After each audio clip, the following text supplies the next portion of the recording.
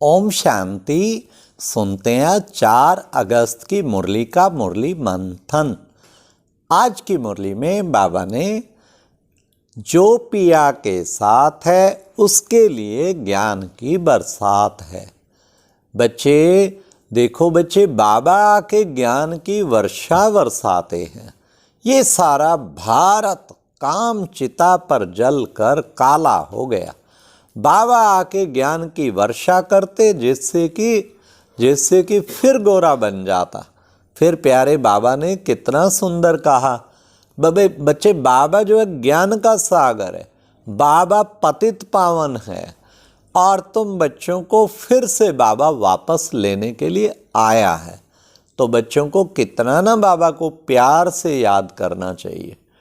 फिर बाबा ने आज कहा, बच्चे तुम बादल आते हो, खूब भर भर के जाके ज्ञान बरसाते हो।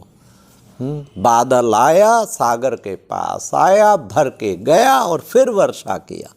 तो तुम भी यहाँ पर बाबा के पास आके भर के वर्षा करते हो। धारणा कर, बाबा ने कहा, औरों को आप समान बनाना है। तो सबको चेक करना है, मैंने ब्राह्मण जीवन में आप समान कितने ब्राह्मण बनाए। कम से कम 108 की माला बाबा के गले में जरूर पहनानी चाहिए कि 108 पक्के ब्राह्मण बनाए।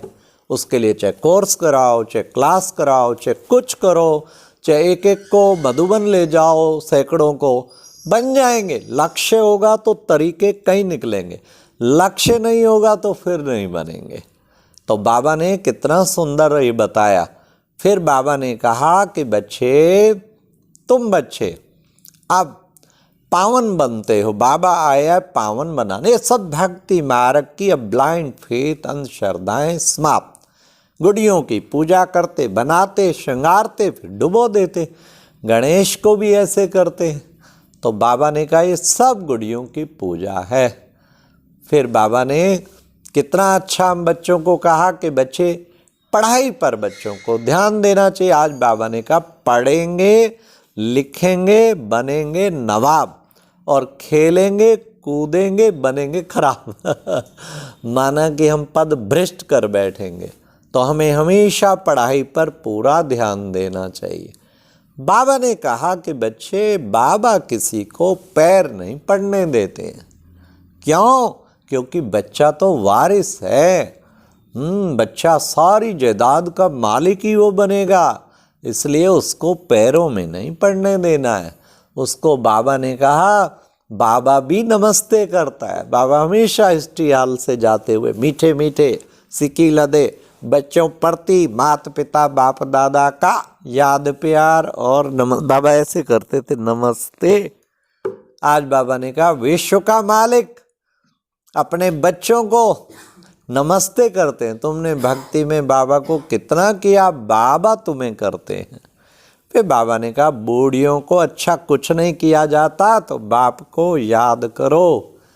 याद से ही तुम बच्चे पावन बनोगे।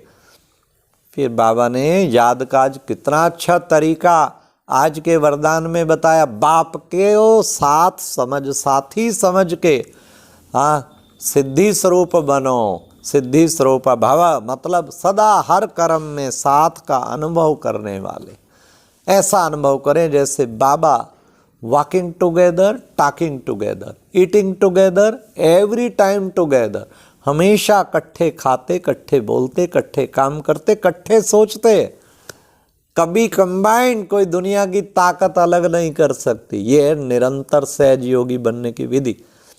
विशेष आत्मा बनने का तरीका बताया। सबकी विशेषता देखो और क्या करोगे, विशेषता वर्णन करो। खुद की भी विशेषता देखो, औरों की भी विशेषता देखो, सदा विशेषता वर्णन करो। इसको बाबा कहते विशेष आत्मा बन जाए। अच्छा, ओम शांति। ये था आज का मुरली मंथन।